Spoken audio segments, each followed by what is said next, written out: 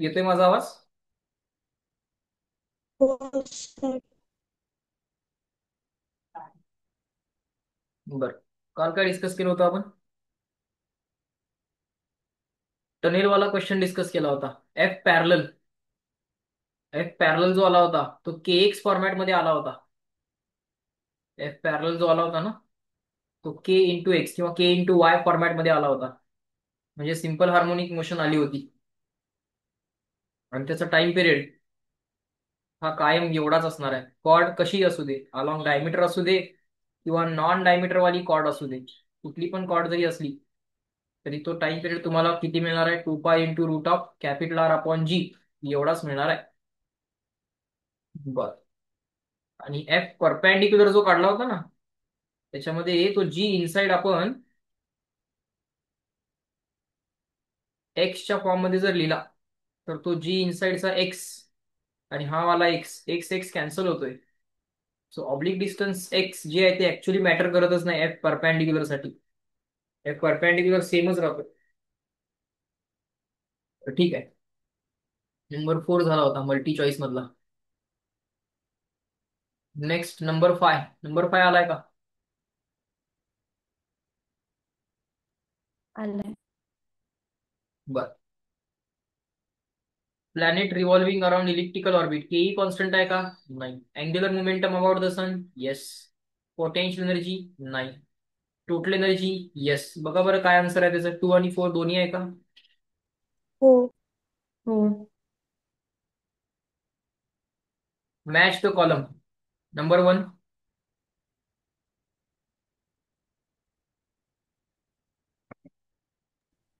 ते सांग. 1 सांगा. Consider an isolated system of earth and a satellite. Okay, फक्त अर्थ आणि सॅटेलाइट या दोघांचाच विचार करायचा, बाकी कुणाचा नाही. Such that the satellite revolves around the stationary earth. Okay, अर्थचं मास इतकं जास्त घ्यायचं की इफेक्टिव्हली अर्थची काय मोशन होत नाही. इफेक्टिव्हली अर्थ रेस्टला आहे आणि त्याच्या अराउंड तुमचं सॅटेलाइट रिव्हॉल्व करणार आहे. सो समजा ही अर्थ झाली, त्याच्या अराउंड हा सॅटेलाइट झाला, तो रिव्हॉल्व होतोय in a circular orbit. Okay, सॅटेलाइटची ऑर्बिट पण आपल्याला त्यांनी सांगितली आहे ती सर्क्युलर आहे. म्हणजे सॅटेलाइटचा जो स्पीड असणार तो क्रिटिकल स्पीड असणार. तो प्रत्येक ठिकाणी सेमच असणार आहे आणि तो किती असणार आहे? Under root capital G M by small R एवढा असणार आहे. हा तुमचा झाला स्मॉल आर. अर्थची रेडियस घेऊया आपण कॅपिटल आर. हे डिस्टन्स घेऊया आपण H.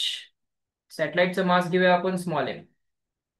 Neglect rotation of the earth about its own axis. अर्थचं स्वतःच्या ऍक्सिसच्या अबाउट होणारं रोटेशन इग्नोर करा. Both earth and the satellite to be solid spherical bodies with uniform mass distribution. अर्थला सॉलिड युनिफॉर्म स्पियर, सॅटेलाइटला पण solid uniform sphere. For the given system match the column 1 column 2. Time period of revolution of satellite around the earth is. Time period of satellite around the earth is. Formula पहिल्यांदा बघा, पहिल्यांदा option सगळे बघून घ्या. Independent of mass of the satellite and the earth. नाही नाही, and the earth नाही आहे, ते काय आहे? Independent of mass of satellite of the earth आहे. Independent of radius of the orbit, dependent on the mass of the earth, independent of the mass of the earth. Okay. Time पिरियडचा formula काय असतो? Time period of revolution of satellite around the planet, T is equal to 2 pi into root of small R cube upon capital G M. Okay. Capital M काय झालं? प्लॅनेटचं मास झालं. प्लॅनेटचं मास, central ऑब्जेक्टचं मास झालं. आणि small R तुमची झाली orbital radius. Small R काय झाली?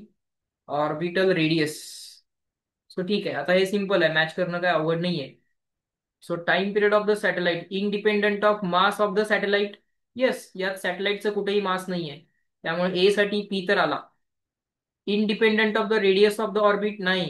Radius of the orbit matter करतेय, त्यामुळे हे नाही आलं.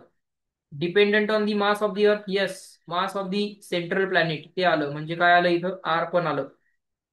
Dependent on the mass of the earth, okay, R तर झालं. Independent of mass of earth, नाही. पुढं orbital speed of the satellite. काय orbital speed of the satellite? Under root capital G M by small R. आता हा orbital speed independent of the mass of the earth नाही, mass of the earth matter करतोय, त्यामुळे P गेला. Q independent of the radius of the orbit नाही, radius of the orbit पण matter करते. Dependent on the mass of the earth yes. Okay, या बी ला P पण यायला पाहिजे ना. Independent of mass of satellite, ते पुढचं वाचू नका, सॅटेलाइट ऑफ द अर्थ असं पाहिजे ते. त्यामुळे independent of mass of satellite orbital speed, ऑर्बिटमध्ये स्पीड किती पाहिजे हे मास ऑफ दी अर्थ ठरवतीये, सॅटेलाइट ठरवतच नाही, त्यामुळे याला पण पी येणार. आणि dependent on the mass of the अर्थ हे येणार, independent of mass of the अर्थ येणार नाही.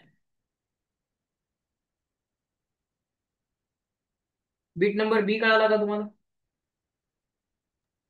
हो. पुढे म्हणले टोटल हो. Mechanical energy of the system of earth and satellite. Total mechanical energy जी असणार आहे त्याचा फॉर्म्युला काय असणार आहे टोटल एनर्जीचा? Minus of kinetic energy. So minus G M M upon small R. Independent of mass of satellite नाही, mass of satellite matter करते. Independent of radius of the orbit नाही, radius of the orbit matter करते. Dependent on the mass of the earth yes, dependent on the mass of the earth. Independent of the mass of the earth no. म्हणजे third साठी काय आलं? फक्त R आलं. Third साठी फक्त R आलं. Magnitude of the gravitational field at the centre of the satellite. इथं magnitude of the gravitational field किती असणार at the centre of the satellite? ती दोघांमुळे असणार, पहिली अर्थमुळं आणि दुसरी सॅटेलाइटमुळं. सॅटेलाइटमुळं सॅटेलाइटच्या सेंटरला झिरो असणार, कारण सॅटेलाइट हा एक स्पेरिकल ऑब्जेक्ट आहे. त्यामुळं सॅटेलाइट ज्या ठिकाणी आहे तिथं ग्रॅव्हिटेशनल फील्ड किती असणार याचं डिसिजन स्वतः सॅटेलाइटच घेणार, सॉरी स्वतः अर्थ घेणार. Gravitational field at centre of satellite. सॅटेलाइटच्या सेंटरला कोणाकोणामुळे फील्ड असणार? अर्थमुळं आणि सॅटेलाइटमुळं. अरे सॅटेलाइटमुळे तर झिरो असणार, प्लस अर्थमुळे जी काय असेल त्या सॅटेलाइटमुळे किती आहे? झिरो. मग जी काय आहे ती कोणामुळे आहे? अर्थमुळे आहे. किती असणार आहे ती? ती तर अर्थचं मास ठरवणार. त्याचा मॅग्निट्यूड जर आपण घेतला तर तो मॅग्निट्यूड फक्त काढूया आपण. जी, जी काय येणार आहे at the centre of satellite, at centre of satellite ही acceleration due to gravity because of अर्थच असणार आहे ते, बाकी काय नाही. सॅटेलाइटमुळे तर स्वतःमुळे तर झिरोच येणार आहे. मग अर्थमुळे किती येणार आहे? G M upon small r square येणार आहे. Independent of the mass of the satellite yes, सॅटेलाइटचं मास इथं कुठे मॅटर करतंय का? नाही. त्यामुळं डी साठी पी आला. Independent of radius of the orbit नाही, ऑर्बिटची रेडियस मॅटर करतीये. Dependent on the mass of the earth yes, mass of the earth capital M matter करतोय. Independent of the mass of the earth आहे का? नाही, mass of the अर्थ तर matter करतोय. आर आलाय की येस येणार नाहीये लक्षात घ्या. बघा बरं त्यांनी काय आन्सर दिलंय.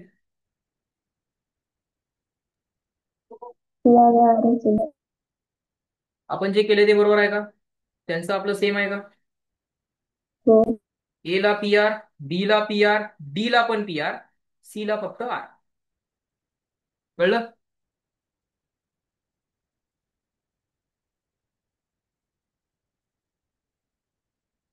हो. तर सगळे फॉर्म्युले तुम्हाला पहिल्यांदा कळले पाहिजे. सॅटेलाइटच्या सेंटरला कोणाकोणामुळे असणार? अर्थमुळं आणि सॅटेलाइटमुळं. सॅटेलाइटमुळं सॅटेलाइटच्या सेंटरला झिरो, कारण सॅटेलाइट हा एक स्पेरिकल ऑब्जेक्ट घ्या म्हणून सांगितलं. ऍसर्शन रिझन केलंय का? हो. सांगा. 1.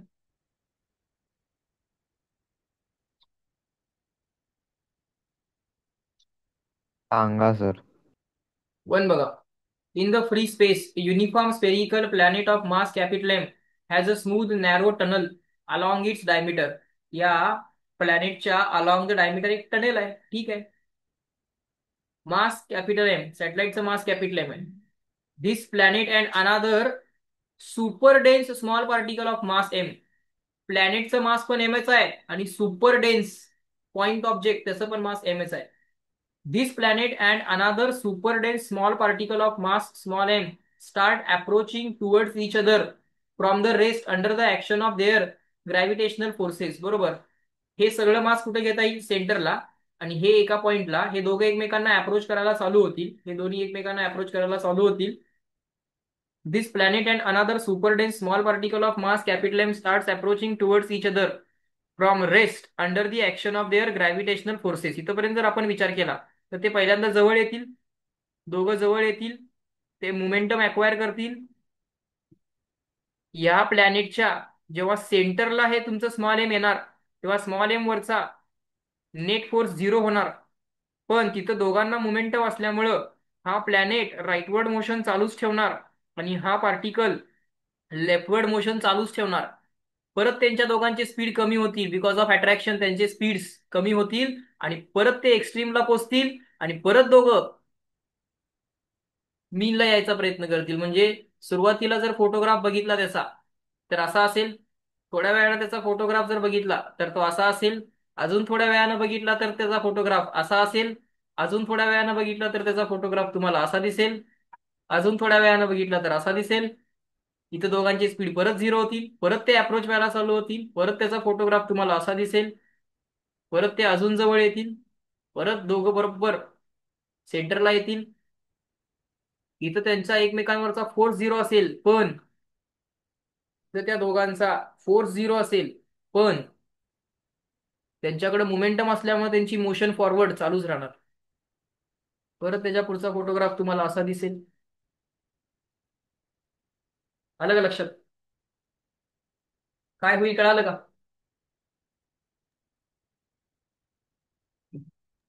हो. रिलेशन्स होतील हे कळालं का? बर पुढं.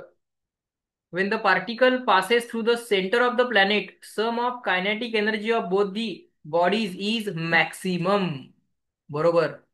जेव्हा जेव्हा ज्या मुमेंटला हे सेंटरला आले, जोपर्यंत ते सेंटरला आले नव्हते तोपर्यंत ह्या दोघांमध्ये काय होतं? अट्रॅक्शन.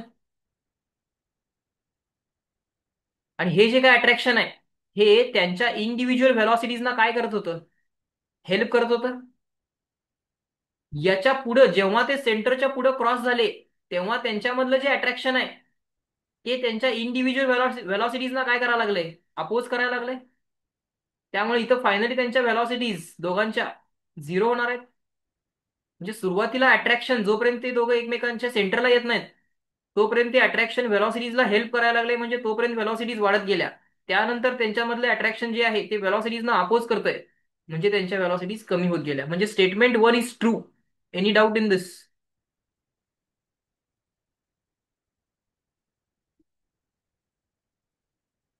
हम्म. No. आता रिझन काय बघूया. When the resultant of all the forces acting on the particle or the particle-like object initially at rest is constant in direction, the kinetic energy of the particle keeps on increasing. When the resultant of all forces acting on a particle or particle-like object initially at rest is constant in direction, एखाद्या particle वरती act होणारा force direction मध्ये जर constant असेल तर त्याची velocity त्याची kinetic energy ही कायम वाढत जाते. तुम्हाला काय वाटतंय, true or false? Initially particle रेसला आहे म्हणून सांगितलंय. पार्टिकल एखादा जर इनिशियली रेसला असेल आणि त्याच्यावरती ऍक्ट होणारा फोर्स हा मॅग्निट्यूड मध्ये बदलला तर चालेल पण डायरेक्शन मध्ये जर सेम असेल तर त्याची कायनेटिक एनर्जी कायम वाढत जाते.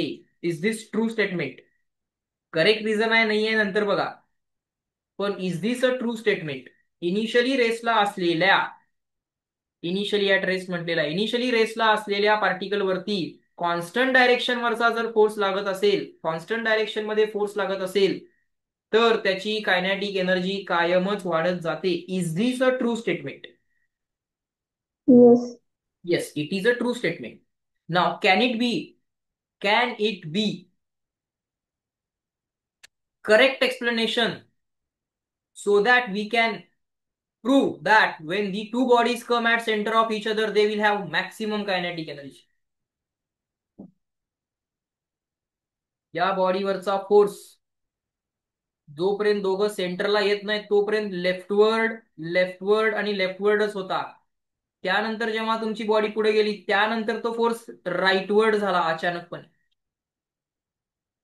तिथनं पुढे डायरेक्शन बदलली त्या फोर्सची. तोपर्यंत पॉइंट मास वरती फोर्स लेफ्टवर्डच होता. इनिशियली पॉइंट मास रेस्टला होतं आणि फोर्स लेफ्टवर्ड होता. त्यामुळे लेफ्टवर्ड वाली व्हेलॉसिटी वाढत गेली, इफेक्टिव्हली कायनेटिक एनर्जी वाढत गेली. सो यस, इथं ती मॅक्सिमम झाली. आणि अचानकपणे याच्या पुढे गेला जेव्हा पॉइंट पार्टिकल, पॉइंट मास, तेव्हा फोर्सनं आपली डायरेक्शन बदलली. मग तिथं ही कन्सेप्ट ऍप्लिकेबल नाहीच आहे. म्हणजे हे करेक्ट एक्सप्लेनेशन पण आहे. Statement 1 is true, statement 2 is also true, and it is the correct explanation of the first. Any doubt in this?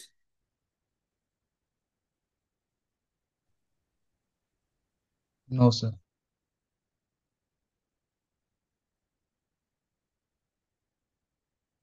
So statement 1 is true, statement 2 is true, and it is correct explanation. Initially velocity zero असलेल्या particle वरती constant direction मध्ये जर force येत असेल तर त्याची velocity कायम वाढत जाते. येस, आपल्या केसमध्ये तेच झालं होतं. पॉइंट ऑब्जेक्ट वरचा force initially point object zero स्पीडला होता आणि त्याच्यावरचा फोर्स लेफ्टवर्डच होता. सेंटरला येईपर्यंत फोर्स लेफ्टवर्डच होता. त्यामुळे सेंटरला येईपर्यंत त्याची व्हेलॉसिटी वाढतच गेली आणि सेंटरला मॅक्सिमम झाली. नेक्स्ट, पीवायक्यूज केलेत का? नाही केलं सर. ओके, मग नाही सर. PYQs कधी करायचे? जेव्हा मी टेस्ट डिक्लेअर करेन ना तेव्हा करायचे. कळलं? हा. हो. बरं, ठीक आहे. मग ग्रॅव्हिटेशन संपला म्हणूया. नेक्स्ट चॅप्टर कुठला करायचा सांगा मी आता. WP. WP. WPE करायचंय. WPE ची जरा PDF पाठवा बरं मला. बरं, पहिला मला सांगा ग्रॅव्हिटेशनची टेस्ट कधी ठेवूया? आज 19 तारीख आहे.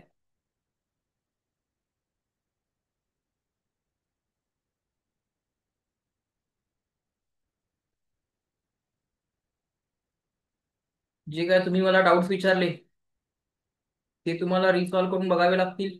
नोट्स आणि फॉर्म्युले पहिल्यांदा बघा.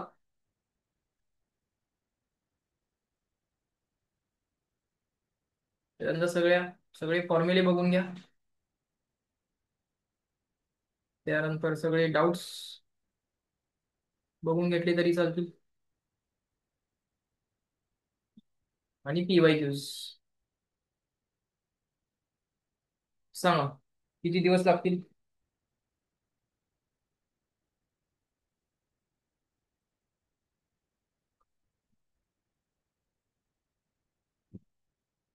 हम्म.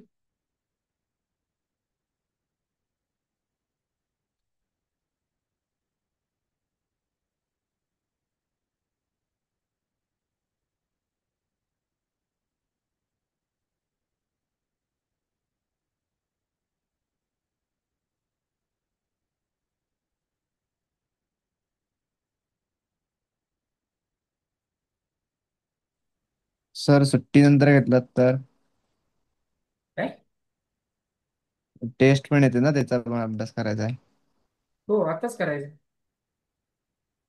सुट्टीनंतर काय नाही, तुला द्यायची असेल सुट्टीनंतर दे, काय अडचण नाही. बाकीच्यांनी सांगा सुट्टीनंतरला काय अर्थ आहे का? काय बोलतोस? 25 तारखेच्या टेस्टला चॅप्टर आहे हा. तू म्हणतोय सुट्टीनंतर घ्या. नशीब परीक्षा झाल्यानंतर घ्या म्हटलं. सर थर्सडे सर किंवा सॅटरडे. फ्रायडेला. आज तारीख 19 आहे. किती दिवस लागतील हे करायला सांगा मला. आता WPEचं फ्रायडेला घ्या सर. आता तुमचं सॉल्व्हिंग दोन दोन मिनिटं बाजूला ठेवा. पहिल्यांदा हे करायला किती दिवस लागतील मला सांगा. 2 दिवस. 2 दिवस लागतील. आज 19 आहे. दोन 20 दोन दिवस 21. तरी. मग 22 तारखेला टेस्ट ठेवूया आपण. ते 2 दिवसात होईल तुमचं. मग टेस्ट आपली 22 तारखेला असेल. 22 तारखेला जो काय वार असेल तो असेल. चालेल का सगळ्यांना? हा. बरोबर. हो. चालेल सर. त्यानंतर 25 तारखेला तुम्हाला परत क्युम्युलेटिव्ह टेस्ट आहेच, त्याच्यामध्ये काय परत तुम्हाला ग्रॅव्हिटेशनचा अभ्यास करावा लागणार नाही. ठीक आहे. चालेल सर.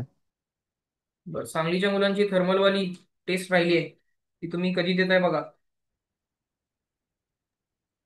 सर शिकून अजून झालं सगळं? तो सिलेबस कम्प्लीट झाला नाही आहे. बरं, कधीपर्यंत होईल बघा. नेक्स्ट वीक मध्ये जरी झाला, म्हणजे सुट्टीमध्ये गणपतीमध्ये आपल्याला देता येईल, बरोबर का? सर पंकज सरांचे लेक्चरच होत नाहीये. बरं, मग मी तुम्हाला माझे लेक्चर दिलेत ना, डबल स्पीडला बघून काढा. त्याचा स्पीड वाढवता येतो युट्यूबला. हा. ठीक आहे.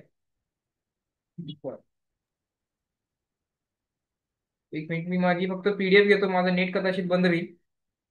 पीडीएफ जरा मी सेंड करून घेतो. सर सेंड केली आहे. मी सेंड केली आहे, पण माझ्या मोबाईलचंच कनेक्शन मी ह्याला दिलंय, लॅपटॉपला दिलंय. ऍट अ टाइम एक तर इंटरनेट जातंय, नाहीतर मग डेटा जातोय. 2 मिनिटं थांबा, लिव्ह करू नका.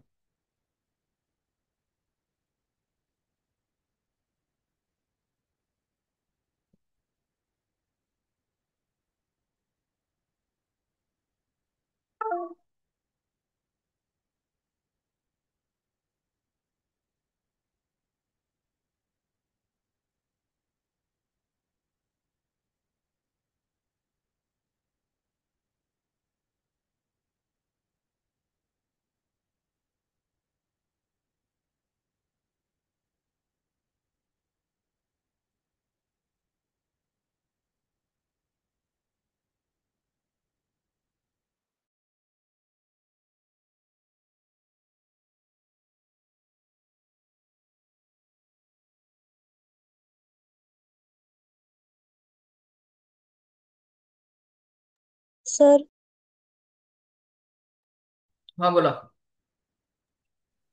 ग्रॅव्हिटेशनचे सगळे PYQs करायचे. किती पीवायक्यूच? 120. 120. 20. हा, होतील की, नाही होणार. आपण आता ग्रॅव्हिटेशनला सॉल्व्ह केलेला आहे, आपण डाऊट्स घेतलेले आहेत. नाही होणार. बऱ्यापैकी सोपेच मिळतील ना आता, पट पट पट पट होतील.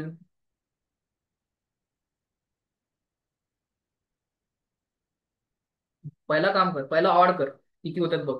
60 तरी होतील. हा. पहिला सगळ्यांनी ऑड करा. हे शक्य झालं, ज्यांना ज्यांना शक्य होतं, एखाद्याला समजा लवकर लवकर जमतायत, त्यानं 100 करावेत. उद्या परवा 2 दिवस तुम्ही ग्रॅव्हिटेशनला पूर्ण, असं समजा की ग्रॅव्हिटेशन वरतीच आपलं ऍडमिशन ठरणार आहे, असं समजून 2 दिवस तुम्ही ग्रॅव्हिटेशनचा अभ्यास करा. थेरी फॉर्म्युले बघायला काय जास्त वेळ लागणार नाही. डाऊट्स पण तुम्ही डेलीचे डेली केलेले पण असतील, वाटलं सर ते बघू नका. पीवायक्यूज घ्या सॉल्व्ह करायला. थेरी फॉर्म्युले आणि पीवायक्यूज, पहिला वाढ पीवायक्यूज संपवा, आणि मग इव्हन मधले जेवढे संपतील तेवढे संपवा. असं करायचं, मग काहीतरी ऍडजस्ट करायचं. 60 तरी होतील, 30 तरी व्हायलाच पाहिजे दिवसाला. ठीक आहे. हा.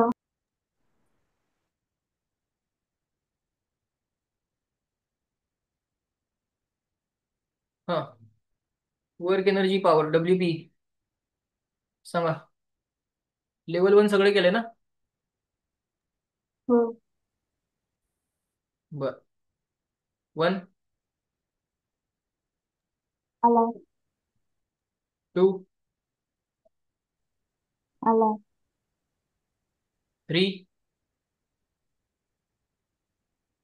झाला. 4,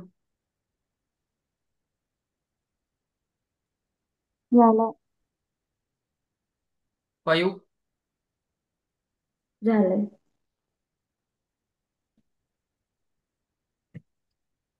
6, झालंय. 7, झालंय. 8. सांगा सर. 8 बघा. A particle of mass equal to 100 gram is thrown vertically upward with a speed equal to 5 meter per second. The work done by the force of gravitation during the time the particle goes up is, okay, work done by the gravitational force during the time when it goes up. मला सांगा gravitational force at any instance त्याच्यावरती कसा act होणार आहे? Downward. आणि त्याची displacement जी आहे ती कशी आहे? अपवर्ड. म्हणजे work done bye gravitational force हा काय असणार आहे? एक निगेटिव्ह आकडा असणार आहे, निगेटिव्ह नंबर असणार आहे. So work done by gravity, gravitational force काय आहे? कॉन्स्टंट फोर्स आहे. कॉन्स्टंट फोर्स जर असेल तर डायरेक्ट फॉर्म्युला वापरता येतोय एफ एस कॉस थिटा. आणि व्हेरिएबल जर असेल तर integration F D S cos theta. आत्ता काय हे वापरायची गरज नाहीये. कॉन्स्टंट फोर्स किती आहे? M G. डिस्प्लेसमेंट त्याची किती आहे? H. Cos of angle between force and displacement म्हणजे 180 टाकावं लागेल. म्हणजे आन्सर काय लिहिणार आम्ही? M G H. आता आम्हाला एम माहिती आहे, जी माहिती आहे, एच काढत बसावा लागेल, बरोबर का? मग हे करत न बसता एच काढत बसता येतं, काढता येतं, काय काढणं काय अवघड नाहीये. V square equal to U square plus 2 AS करू शकता तुम्ही. व्ही स्क्वेअरला 0 करू शकता, एच काढू शकता, तो एच इथे टाकू शकता, मायनस एम जी एच म्हणू शकता. हे सगळं ठीक आहे, पण एच काढत बसावं लागतं. कोण सांगेल मला अल्टरनेट मेथड?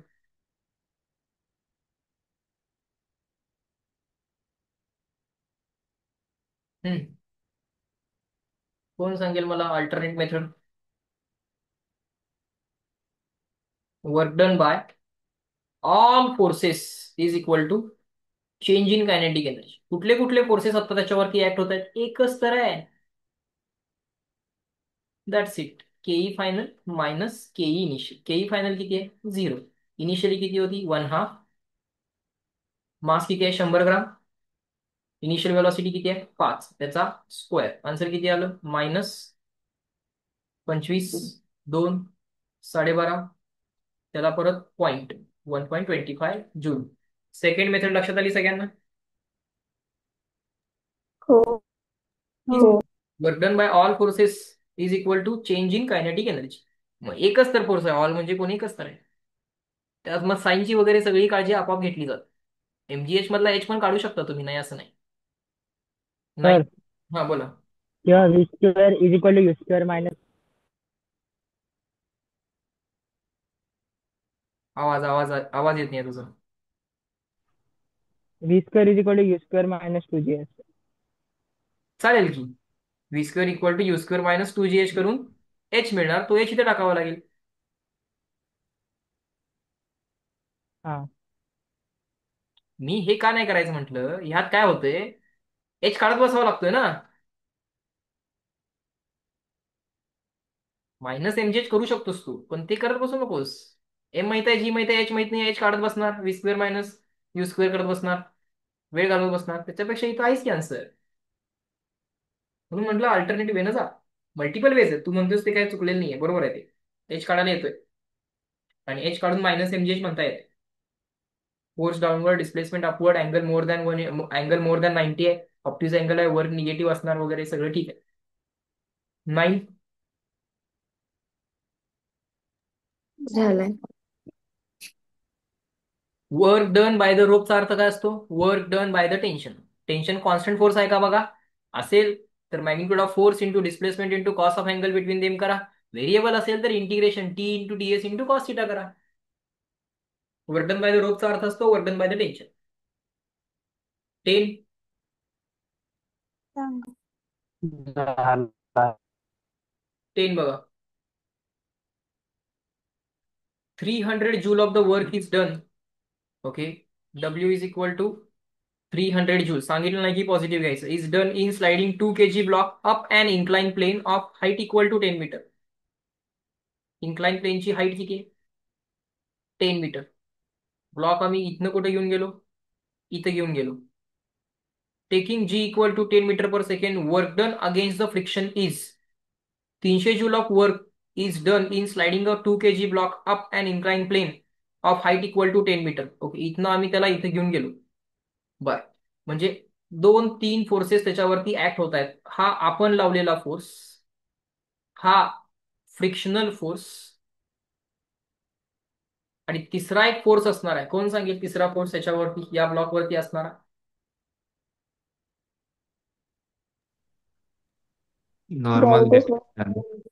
ठीक आहे की नॉर्मल रिॲक्शन आणि एमजी कॉस ते एकमेकांना बॅलन्स करतील आणि ते फोर्सेस डिस्प्लेसमेंटला परपेंडिक्युलर आहेत, त्यामुळे त्यांचा विचार नाही केला तरी चालतोय. ते वर्क करणार नाहीयेत. वर्क करणारे कोण कोण आहेत?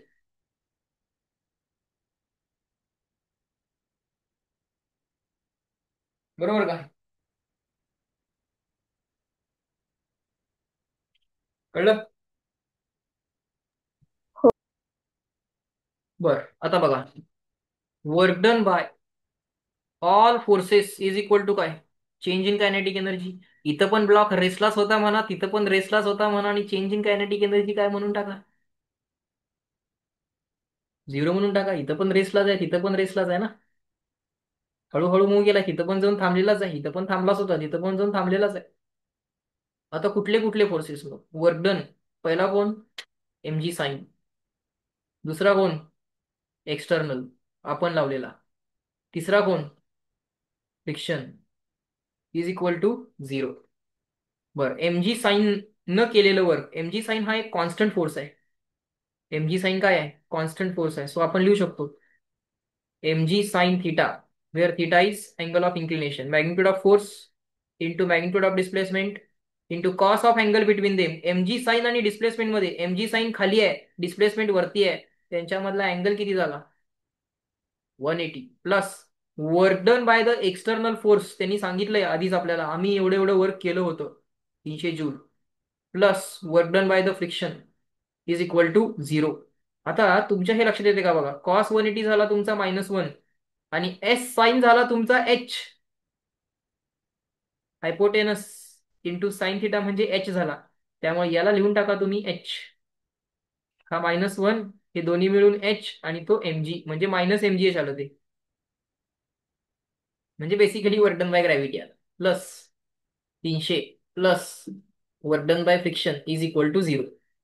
So work done by friction आलं किती?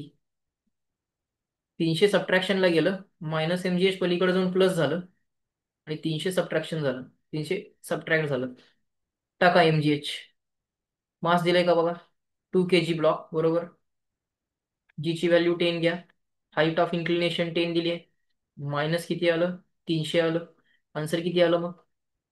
-100 आलं. ओके, हे वर्क डन बाय फ्रिक्शन झालं. हे काय झालं? Work done by friction. Work done against friction किती झालं? Minus of work done by friction. Friction न केलेलं वर्क निगेटिव्हच असणार की, कारण फ्रिक्शन डाऊनवर्ड आहे, डिस्प्लेसमेंट अपवर्ड आहे. हे फ्रिक्शन न केलेलं वर्क निगेटिव्ह आलं, त्यामुळे फ्रिक्शनच्या अगेन्स्ट केलेलं वर्क तुमचं आलं मायनस ऑफ -100. मी प्लस मायनसचा विचार कसा कसा करतोय तुम्हाला कळलं का बघा या क्वेश्चन मध्ये? हो. आले का सगळ्यांना लक्षात? तुम्ही कसा सॉल्व्ह केला होता? असाच केला होता का मी केलाय तसा? ज्यांना आला होता त्यांनी सांगा, का काय वेगळं केलं होतं?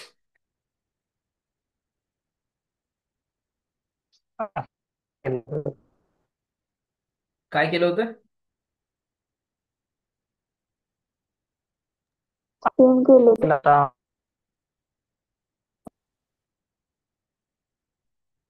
तर काहींनी सेम केलं होतं, काहींनी वेगळं केलं होतं. ज्यांनी वेगळं केलं होतं त्यांनी सांगा काय केलं होतं?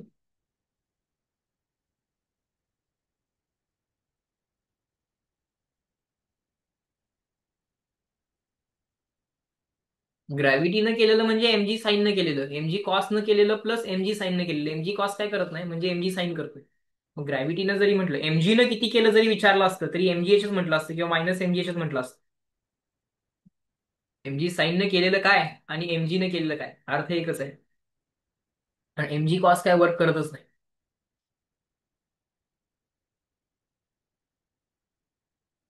वेगळं कोणी केलं होतं का?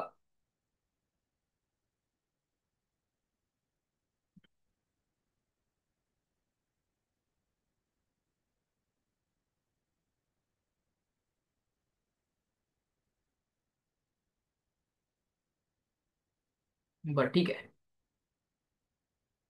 11 झालंय. झालाय. 12. सांगा. Work done by static friction on an object may be positive, must be negative, must be zero. Work done by static friction हे असतं 0. Work done by static friction. Static फ्रिक्शनचा अर्थ काय? ऑब्जेक्ट दोन सरफेसेस मध्ये किंवा दोन ऑब्जेक्ट मध्ये फोर्स आहे, पण त्यांची रिलेटिव्ह डिस्प्लेसमेंट नाही आहे. पॉइंट ऑफ कॉन्टॅक्टला फोर्स ऍक्ट झालाय. हा पॉइंट ऑफ कॉन्टॅक्ट आहे समजा, आणि हा सरफेस आहे समजा, हे व्हील आहे समजा. या पॉइंट ऑफ कॉन्टॅक्ट वरती फोर्स ऍक्ट झालाय, पण पॉइंट ऑफ कॉन्टॅक्टची डिस्प्लेसमेंट नाही आहे रिलेटिव्ह टू द सरफेस. त्यामुळं work done by static friction काय आलं?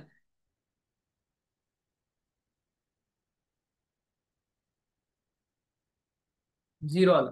कळलं का?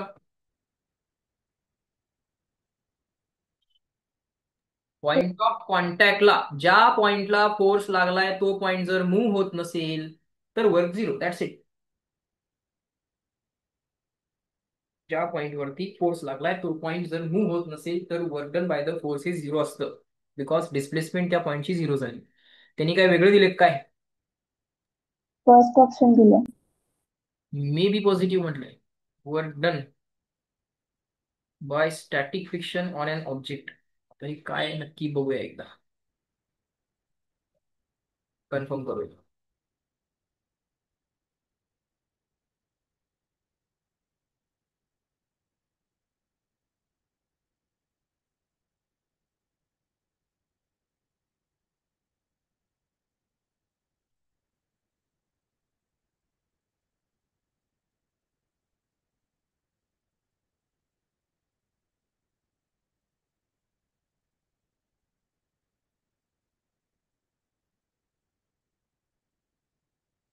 असं तर विचार करत असतील ना. हा पहिला ब्लॉक, हा दुसरा ब्लॉक, खालच्या ब्लॉकवरती आपण फोर्स लावला, या दोघांची रिलेटिव्ह मोशन नाहीये, याच्यावर असंच केलं. स्टॅटिक फ्रिक्शन आला, याच्यावरती दुसरा एक स्टॅटिक फ्रिक्शन आला, आणि ग्राउंड फ्रेम ऑफ रेफरन्स मध्ये वर्क कसं असते? वर्क हे फ्रेम डिपेंडेंट असते ना, कारण डिस्प्लेसमेंट तुम्ही कुठल्या फ्रेम मध्ये बघताय. तुम्ही समजा फ्रेम या ब्लॉकला लावली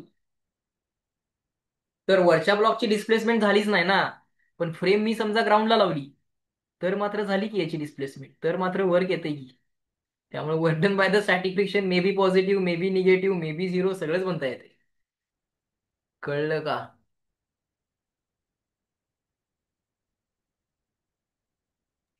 कळलं का नाही? हो. आता काय केले बघूया.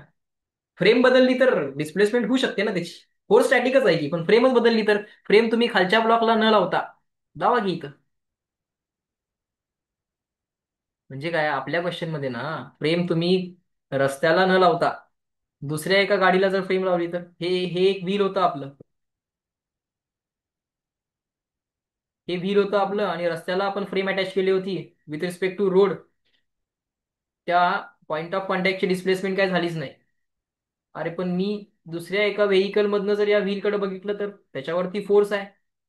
मी स्वतः पुढे चाललोय, हे व्हेकल पुढे चाललंय, म्हणजे त्याला वाटणार की हा पॉइंट ऑफ कॉन्टॅक्ट मागे गेला. आता तर निगेटिव्ह वर्क पण येणं शक्य आहे. त्यामुळे काय फ्रेम आहे, वर्क ही गोष्ट फ्रेम डिपेंडेंट असते. हा पॉइंट आपण लक्षात ठेवायला पाहिजे.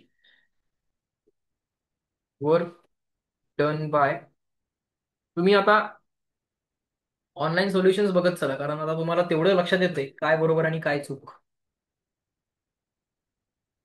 तेव्हा तुम्हाला माझ्यावरती अवलंबून राहावं लागणार नाही आता. This is because force of static friction opposes our force. However, since the block does not move, the displacement is zero. Therefore, zero work is done by the friction. काय काय म्हटलंय? ठीक आहे.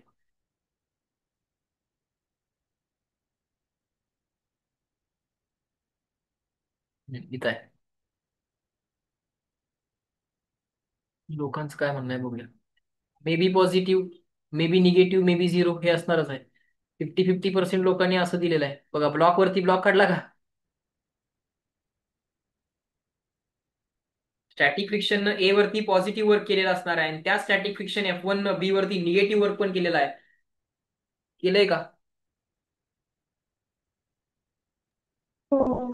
मी म्हटलं काय पाहिजे? Net work done by the static friction. काय म्हटलं पाहिजे होतं आपण? Net work done by static friction on block नाही, ऑन सिस्टीम. सिस्टीम वरती म्हणजे ए वरती केलेलं प्लस बी वरती केलेलं झिरो. आणि तुमच्या माहितीसाठी net net work done bye kinetic friction on system जर काढलं म्हणजे कायनॅटिक फ्रिक्शन न ए वरती केलेलं प्लस कायनॅटिक फ्रिक्शन न बी वरती केलेलं हे ऑलवेज निगेटिव्हच येतंय. माहितीये का? कायनॅटिक फ्रिक्शन ए वरती केलेलं पॉझिटिव्ह असेल, बी वरती केलेलं निगेटिव्ह असेल, पण ऍड केलं तर ओव्हरऑल निगेटिव्हच यायला पाहिजे. कारण दोन सरफेसेस जेव्हा एकमेकांच्या अगेन्स्ट रब होतात तेव्हा हीट क्रिएट होते म्हणजे एनर्जी लॉस होते. कुणाच्या अगेन्स्ट? फ्रिक्शनल फोर्सच्या अगेन्स्ट.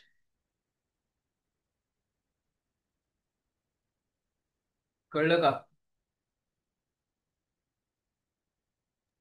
तर त्याचा पॉइंट परत एकदा सांगा.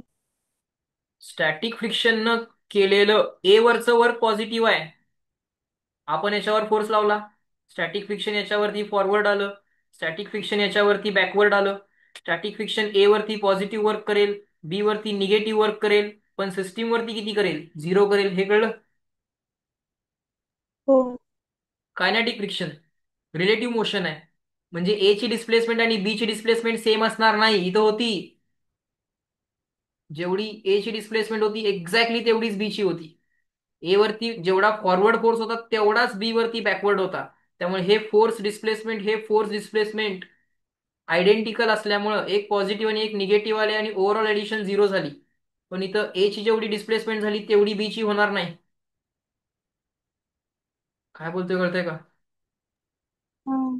किंवा बी ची समजा जास्त झाली म्हणून आता ए वरती फॉरवर्ड फोर्स आहे, बी वरती तेवढाच बॅकवर्ड फोर्स आहे. फोर्सेस आयडेंटिकल आहेत पण डिस्प्लेसमेंट तुमच्या वेगळ्या वेगळ्या आहेत. त्यामुळे हे पॉझिटिव्ह वर्क आणि हे निगेटिव्ह वर्क आयडेंटिकल असत नाही. पॉझिटिव्ह ऑलवेज कमी असते, निगेटिव्ह ऑलवेज जास्त असते. Overall work done by the kinetic friction हे निगेटिव्हच असते. आणि ते जे काय -3 जूल जर आन्सर आलं तर त्यातले -3 जूल मधला मायनसचा अर्थ आहे सिस्टीमने एनर्जी लॉस केली. कुठल्या फॉर्म मध्ये? हीटच्या फॉर्म मध्ये. मग हीट प्रोड्यूस जर विचारली तर काय काढायचं? Mod of work done bye kinetic friction on system. ते निगेटिव्ह असते त्याचा मॉड घ्यायचा, तेवढी हीट प्रोड्यूस झाली म्हणायचं. कळलं का सेकंड पॉइंट? हो. बर. सो असं आपल्याला एक एक क्वेश्चन मधनं शिकायचं आहे. त्यांचा आन्सर माझा आन्सर तुम्ही कम्पेअर करा. मी तुम्हाला काहीतरी काहीतरी ऍडिशनल गोष्टी सांगेन. आता हे जे मी लिहिलंय work done by static friction zero हे फ्रेम डिपेंडेंट पण असते. तुम्ही एका ब्लॉकलाच फ्रेम ऑफ रेफरन्स जर म्हटलं तर मात्र मी जे बोललोय ते करेक्ट आहे, पण तसं असणार नाही आहे. तुम्ही 2-2 ब्लॉक घेऊन फ्रेम ऑफ रेफरन्स ग्राउंडला लावू शकताय. सो ह्याचा आन्सर लिहिणार आपण work done by static friction positive, negative, zero सगळं पॉसिबल आहे. आणि हे एक्झाम्पल न घेता बेटर एक्झाम्पल आहे त्याचं ब्लॉक ओव्हर ब्लॉक. आपण फोर्स लावला एफ, इथं आला F1, इथं आला F1. बर. आणि work done by kinetic friction ते पण पॉझिटिव्ह असू शकते आणि निगेटिव्ह असू शकते, झिरो तर असणार नाही. ए वरती केलेलं किंवा बी वरती केलेलं. ए वरती केलेलं समजा पॉझिटिव्ह आहे तर बी वरती केलेलं निगेटिव्ह असेल. इथं ए वरती केलेलं पॉझिटिव्ह आहे तर बी वरती केलेलं निगेटिव्ह असेल. पण सिस्टीम वरती केलेलं ऑलवेज काय असेल? झिरो असेल. किंवा इथं असं कन्फ्युजन न करता आपण काय लिहूयात? सिस्टीमसाठी वेगळं वेगळं लिहूयात. सिस्टीमसाठी वेगळं वेगळं लिहूयात. Work done by static friction on system A आणि बी दोन्ही ब्लॉकवरचं म्हटलं तर झिरो. म्हणजे एनर्जी स्टॅटिक फ्रिक्शनच्या अगेन्स्ट लॉस होत नाही, आणि work done by kinetic friction on system म्हटलं तर एनर्जी लॉस होते, ते मात्र नेट वर्क डन निगेटिव्हच येतं. ठीक आहे, सगळ्या फॅक्ट आपण लिहून टाकल्या. 13.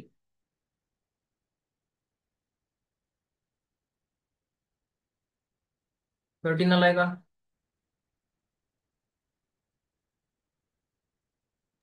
हो. 14. झालं. 15. सांगा सर. 15 बघा. A ball is released from the top of the tower. Ratio of work done by the force of gravity in first second and third second of the motion is okay. First second, पहिला second आणि तिसरा second. बर, initial speed जर 0 असेल तर distance covered in first second, second second and third second. Distance covered in nth सेकंडचा formula सांग.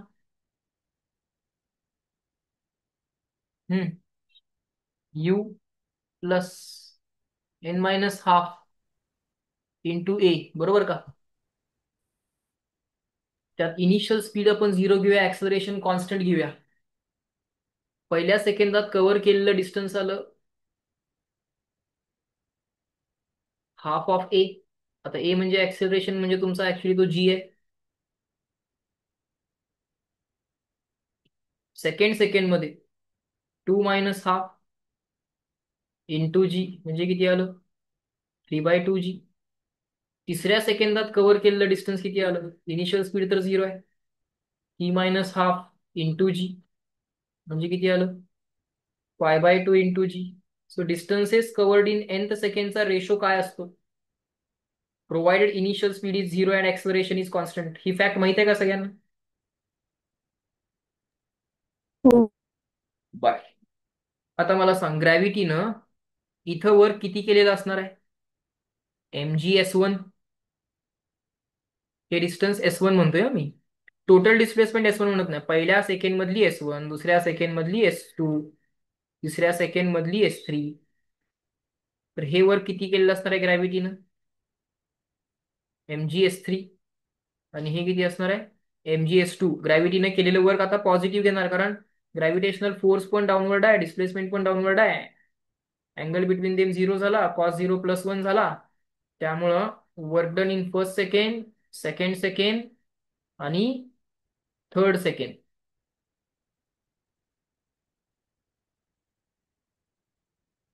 याचे रेशो आले S1:S2:S2:S3. सो आन्सर आलं 1:3:5. कळलं का सगळ्यांना? हो.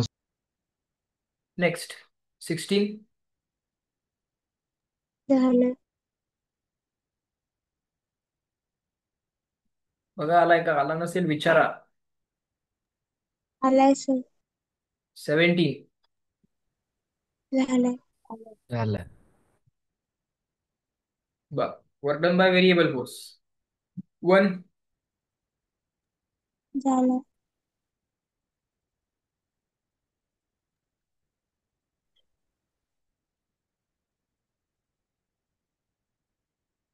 काय असतो formula work done by variable फोर्सचा? Integration integration FDX. fx dx plus fy dy plus fz dz. असा आहे ते ऍक्च्युली. आणि इथं लिमिट एक्सचे येतील, इथं वायचे येतील. प्रत्येक वेळी फोर्स फक्त एक्सचं फंक्शन असेल असं नाही ना, XYZ सगळ्याचं फंक्शन असू शकतं. पुढं थर्ड. सांगा sir. A rigid body is acted upon by the horizontal force which is inversely proportional to the distance covered s. Force कशाला प्रपोर्शनल आहे? आतापर्यंत जेवढे डिस्टन्स कव्हर केले त्याला इनव्हर्सली. ठीक आहे. The work done by this force will be proportional to. मग त्यानं केलेलं वर्क कशाला प्रपोर्शनल असेल? बर, मला सांग आतापर्यंत ऑब्जेक्ट आपण किती डिस्टन्स मूव्ह केलाय म्हणूया एस. बर मग त्याच्यावरती फोर्स आहे का? आहे. किती आहे तो? सम कॉन्स्टंट के अपॉन एस. बर त्याची नेक्स्ट डिस्प्लेसमेंट किती घेऊया आपण? डीएक्स. मग त्यानं केलेलं छोटंसं वर्क किती घेऊया आपण? डीडब्ल्यू. किती असणार आहे ते? Magnitude of force into magnitude of displacement into cos of angle between them. हा वेक्टर नाही आहे, मॅग्निट्यूड आहे, बार म्हटलं नाहीये. Magnitude of force, magnitude of displacement into cos of angle between them. Angle between them किती आहे म्हणूया? 0. सो डीडब्ल्यू किती आला? F D S. Total work आतापर्यंत त्या फोर्सनं किती केलं? Integration of F D S. Cos 0 तर 1 झाला, कॉस 180 असता तर -1 पण आला असता. नाही आला, सोडून द्या. Integration F D S. Okay. काय करावं लागेल? सुरुवातीपासून आतापर्यंत जे काय डिस्टन्स ट्रॅव्हल केलंय तोपर्यंत हे इंटिग्रेशन करावं लागेल. काय येणार आहे? फोर्स काय आमचा? K upon s into d s, याचं इंटिग्रेशन. काय लिमिट वगैरे टाकत बसू नका, प्रपोर्शनिटी काढायची आहे तुम्हाला. 1/x, 1/xचं इंटिग्रेशन काय असतंय? लॉग एक्सचे डेरिव्हेटिव्ह 1/x. मग 1/xचं integration log x. None of this आलंय का बघा?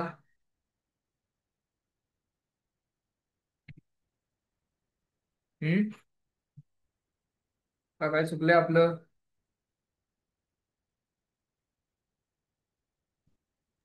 त्याचा आन्सर त्यांनी काय दिलंय? नन ऑफ दिस दिलंय. तुमच्यापैकी कोणी एल एन एस काढलं होतं का?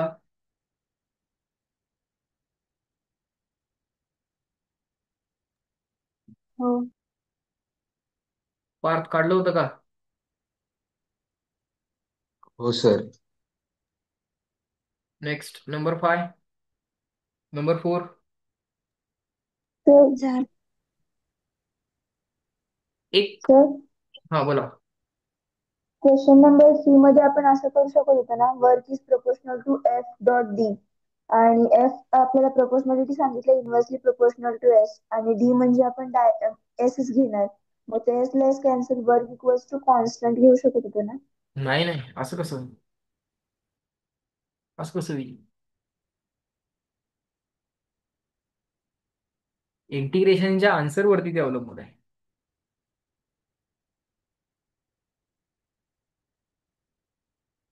इथं 1/s आणि तिथं एस ला एस कॅन्सल, असं नाही ना. कॉन्स्टंट कसं येईल सांग की? वर्क काही डिस्प्लेसमेंट होऊ दे, वर्क कॉन्स्टंट होईल. तुझी म्हटलीस एस ला एस कॅन्सल करा, एस ला एस कसं कॅन्सल होईल? असं अशी प्रपोर्शनली ठरत नाही ना.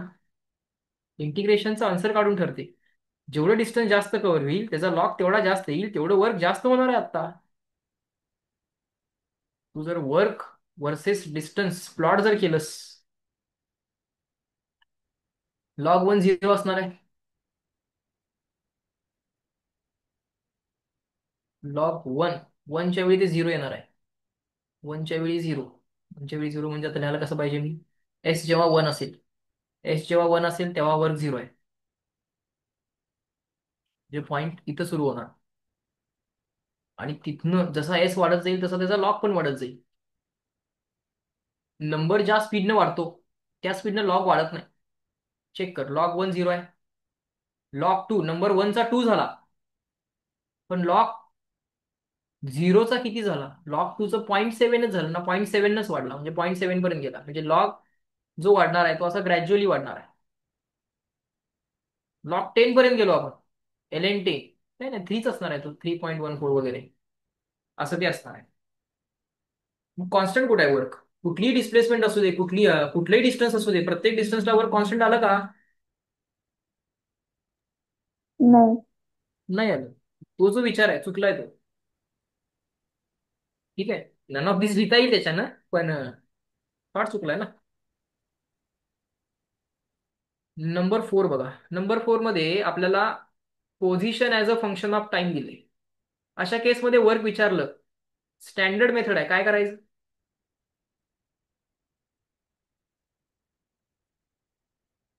हम्म काही रूल्स म्हणून लक्षात ठेवा. जर आम्हाला force as a function of position दिला तर वर्क करायला डोकं वापरायचं नाही, फॉर्म्युला वापरायचा आहे. Integration F X D X, of course F bar dot D X bar, ते कॉस ऑफ अँगल वगैरे पण बघावं लागेल. पण बेसिकली असं करावं लागेल. फोर्स आम्हाला पोझिशनचं फंक्शन दिलं तर, कधी कधी फोर्स आम्हाला टाइमचं फंक्शन देतात, तेव्हा हा फॉर्म्युला वापरून उपयोग नाही. फोर्सवरनं काढायचं ऍक्सलरेशन. फोर्सवरनं काय काढायचं? ऍक्सलरेशन. मग तुम्हाला acceleration as a function of time मिळेल. ऍक्सलरेशन वरनं काढायचं डीव्ही बाय डी. तो डीव्ही इकडे घ्यायचा. Force as a function of time तुम्हाला दिलेला आहे, त्याचं इंटिग्रेशन करायचं. Velocity as a function of time मिळवायची. सो इथं तुम्हाला,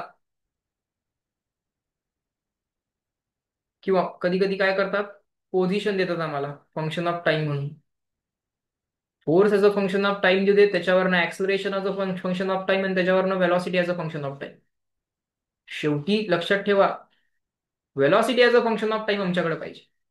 मग ती force as a function of time देऊन तर त्याला सॉल्व्ह करून काढा, नाहीतर displacement as a function of time आताच्या केसमध्ये जसं दिले ना तसं असेल तर त्याचं डेरिव्हेटिव्ह घेऊन काढा. इकडे इंटिग्रेशन करून काढायला लागलं तर इंटिग्रेशन करून काढा, इकडे डेरिव्हेटिव्ह करून काढायला लागलं तर डेरिव्हेटिव्ह करून काढा. आणि याच्यानंतर काय करा, फायनल वेलॉसिटी काढा फायनल टाइमची. त्यानंतर काय करा, इनिशियल वेलॉसिटी काढा इनिशियल टाइमची. फायनल वेलॉसिटी काढा फायनल टाइमची, आणि इनिशियल वेलॉसिटी काढा इनिशियल टाइमची. फायनल वेलॉसिटीवरनं फायनल कायनेटिक एनर्जी काढा, इनिशियल वेलॉसिटीवरनं इनिशियल कायनेटिक एनर्जी काढा. आणि या दोन्हीचा यूज करून वर्क काढताना काय म्हणा, work done by the force, W म्हणा डेल्टा डब्ल्यू म्हणा, तुमची चॉईस आहे. Work done by the force equal to change in kinetic energy म्हणा. कळलं काय? फंक्शन ऑफ टाइम वाली केस लक्षात आली का, काय करायचं असते? हो. असंच केलंय का? हो. Position as a function of time दिले. आता तुम्ही डेरिव्हेटिव्ह काढून वेलॉसिटी पर्यंत पोहोचायचं पहिल्यांदा. मग फायनल वेलॉसिटी फायनल टाइमची, इनिशियल वेलॉसिटी इनिशियल टाइमची, त्याच्यावरनं फायनल वेलॉसिटीवरनं फायनल केई, इनिशियल वेलॉसिटीवरनं इनिशियल केई, आणि मग त्याच्यावरनं वर्क. नाही, आम्हाला फोर्सच दिला as a function of time. Acceleration as a function of time काढा, डीव्ही बाय डीटी लिहा, इंटिग्रेशन करा, velocity as a function of time मिळवा. शेवटी velocity as a function of time पाहिजे बघा.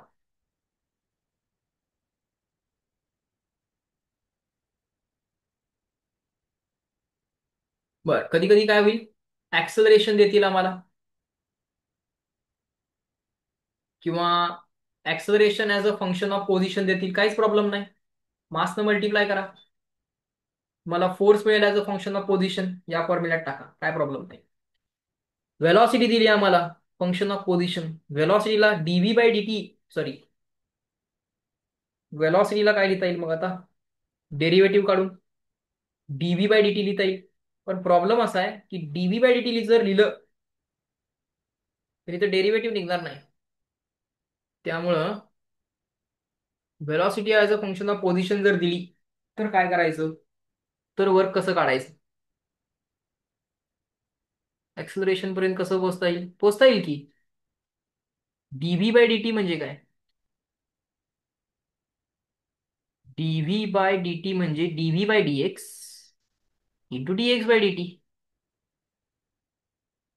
मिळालं की ऍक्सलरेशन. ऍक्सलरेशन कसं मिळणार आपल्याला, हा डीएक्स बाय डीटी म्हणजे काय, velocity V into DV by DX. Okay, आता निघते बघा. ऍक्सलरेशन काढायसाठी काय करायचं, व्ही डीव्ही बाय डीएक्स करायचं. व्ही तर तुम्हाला माहित आहे, function of position. V function of position आहे, मग डीव्ही बाय डीएक्स पण फंक्शन ऑफ पोझिशन झाला. Function of position into function of position म्हणजे परत फंक्शन ऑफ पोझिशन झालं. की ऍक्सलरेशन फंक्शन ऑफ पोझिशन मिळालं तर मासनं मल्टिप्लाय करा, force as a function of position मिळालं, इथे टाका. सगळ्या मेथड लक्षात आल्या? हो. बर, 5, झाला. 6. झाला. ओके, या क्वेश्चन मध्ये तुम्ही एरिया अंडर कर्व वगैरे काढता, नो प्रॉब्लेम. पण कधी कधी काय करतात, हा जो काय एरिया अंडर द कर्व आहे त्याचा यूज करून तुम्हाला at time equal to this velocity काढायची असते. मग तुम्ही काय करणार? Work done equal to change in kinetic energy. मग इथंपर्यंत काय वर्क झालंय बघा, किंवा हे पॉझिटिव्ह, हे निगेटिव्ह, हे पॉझिटिव्ह करून 0 पासून 5 पर्यंत इथं काय वर्क झालंच नाहीये. 0 to 1 मध्ये 5 पर्यंत चेक करा की तुमचं वर्क किती झालं. ते वर्क म्हणजे काळजीपूर्वक चेंज इन कायनेटिक एनर्जी लिहा. तुम्हाला फायनल वेलॉसिटी विचारलेली असते आणि इनिशियल वेलॉसिटी दिलेली असते. बऱ्याच वेळा बाय मिस्टेक तुम्ही चुकून 0 घेता, ती 0 असत नाही, दिलेली असते. कळलं काय मिस्टेक होऊ शकते? बर, चला पुढे. नंबर 6. झालं. नंबर 7. सांगा सर. 7 बघा.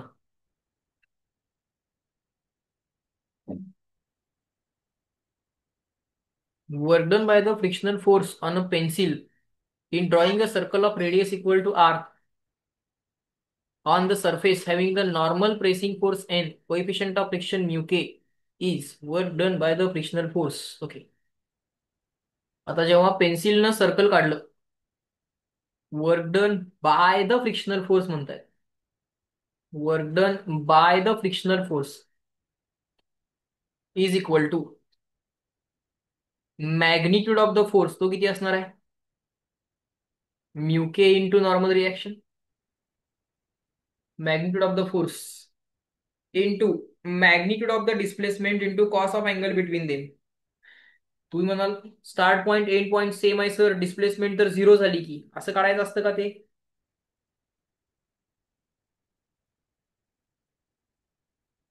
काढायचं कसं असतं ते? Start point end point same म्हणून डिस्प्लेसमेंट 0 म्हणायला फ्रिक्शन काय कॉन्झर्वेटिव्ह फोर्स आहे का? नाही. म्हणजे करावं काय लागणार बघा इथं, तो जो फोर्स आहे तो प्रत्येक ठिकाणी तुम्हाला छोटं छोटं वर्क करून घेणार तुमच्याकडनं. की डिस्प्लेसमेंट डीएक्स करत असताना हा जो काय कायनेटिक फ्रिक्शनचा फोर्स आहे, तो फोर्स ती छोटीशी displacement into cos of angle between them. So answer आलं minus mu k into N into dx. या सगळ्याचं इंटिग्रेशन करावं लागेल. हा जो फ्रिक्शनचा फोर्स आहे हा तुम्ही युनिफॉर्म फोर्स किंवा कॉन्स्टंट फोर्स म्हणू शकत नाही. तो कॉन्स्टंट आहे मॅग्निट्यूड मध्ये, डायरेक्शन मध्ये बदलते की नाही. त्यामुळे तुम्ही F S cos theta directly वापरू शकता का?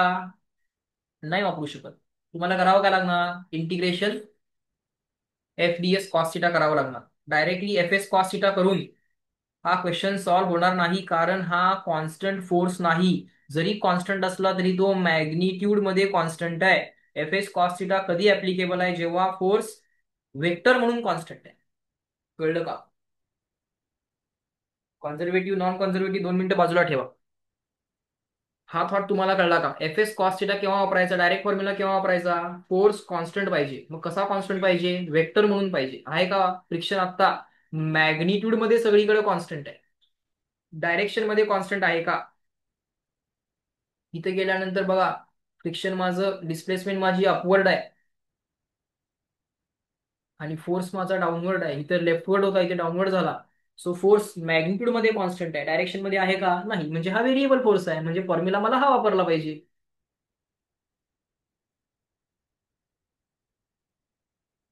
पुढं कॉस 180चा -1 मी बाहेर घेतलाय, मायनस म्यू के, नॉर्मल रिएक्शन पण बाहेर आली, आणि डीएक्स. म्हणजे डीएक्स जेव्हा इंटिग्रेशन होणार ते ओव्हर द सर्कल होणार. बर, आता परत डीएक्सचं integration over the circle 2πr असणार की 0 असणार? अरे डीएक्स बार असता तर त्याचं इंटिग्रेशन 0 आलं असतं. डीएक्स असेल तर लेंथ आहे ना, छोटी छोटी लेंथ इंटिग्रेट केल्यानंतर टोटल लेंथ मिळणार. छोटी छोटी डिस्प्लेसमेंट असती, डीएक्स बार असताना इथं, तर मात्र आन्सर 0 आलं असतं. काय बोलतोय कळते का? तो डीएक्स आहे, डीएक्स बार नाही आहे.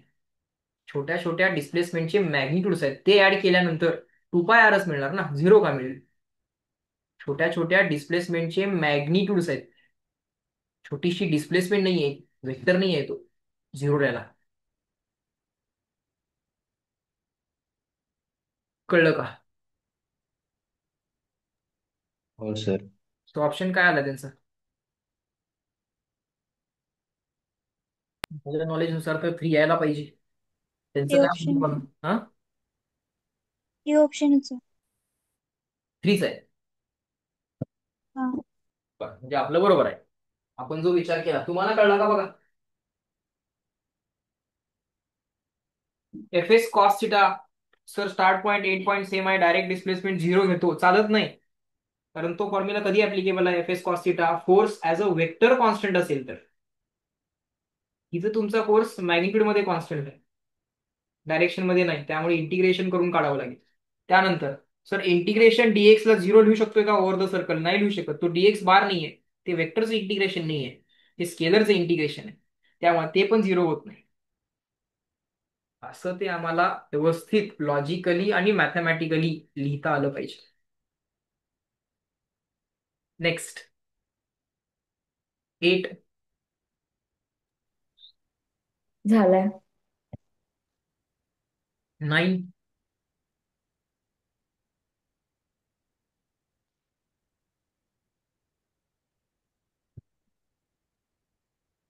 10.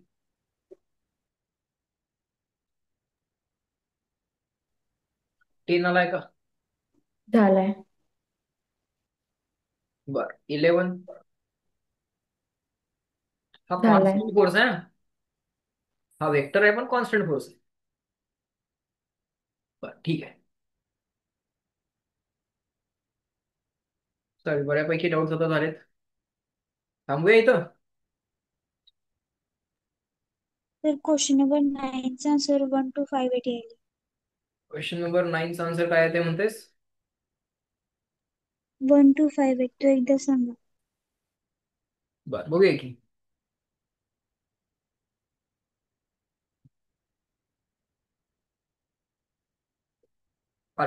Particle of mass is equal to 2 kg travels according to the equation. त्याची पोझिशन दिली आहे 3t² plus 2t. Find the work done in 3 seconds of its motion. Time equal to 0 पासून टाइम इक्वल टू 3 पर्यंत त्याच्यावरती झालेलं work काढायचं आहे. कसं काढणार? त्याची पोझिशन दिली आहे आम्हाला, त्याचं डेरिव्हेटिव्ह काढून पहिल्यांदा वेलॉसिटी काढणार. किती आलं ते? 6t+2. Velocity at time equal to 3 काढणार. फायनल टाइमची वेलॉसिटी किती आली? सायंत्रिक 18 आली. इनिशियल टाइमला त्याची वेलॉसिटी किती होती? 2 सर होती. वेलोसिटी 9t² + 2 होईल ना?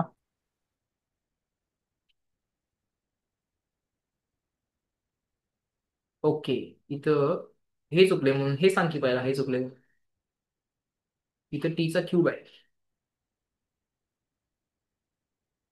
ओके, तर आलं लक्षात. काय लक्षात? मी चुकून स्क्वेअर घेतलेला.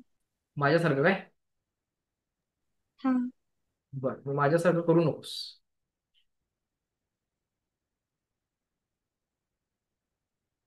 उतरून घ्यायला कधी कधी मिस्टेक होते आपली.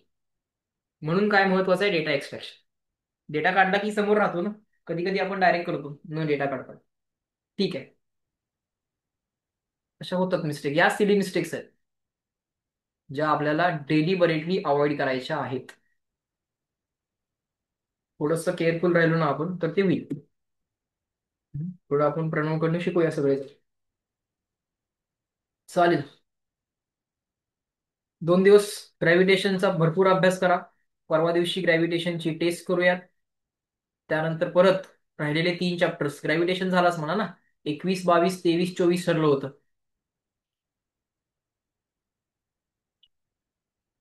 22, 23, 24ला तुम्ही राहिलेले 3 चॅप्टर्स करा. 22ला टेस्ट पण होईल. 22, 23, 24ला बाकीचे 3 चॅप्टर्स कुठले कुठले आहेत बघा टेस्टला, त्याचाही व्यवस्थित अभ्यास करा. 25ला टेस्ट द्या. तोपर्यंत मी हे WPE चे डाऊट संपवतो. ठीक आहे.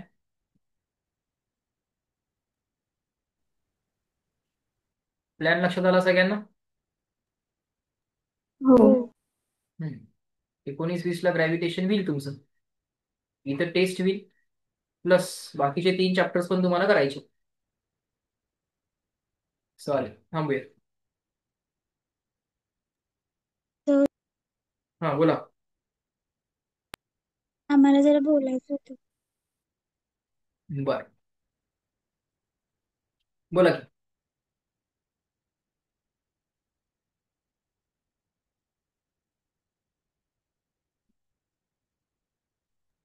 सर आता अकॅडमी मध्ये सेल्फ स्टडीज मिळत नाहीये. एकच मिनिट हा. एकच मिनिट.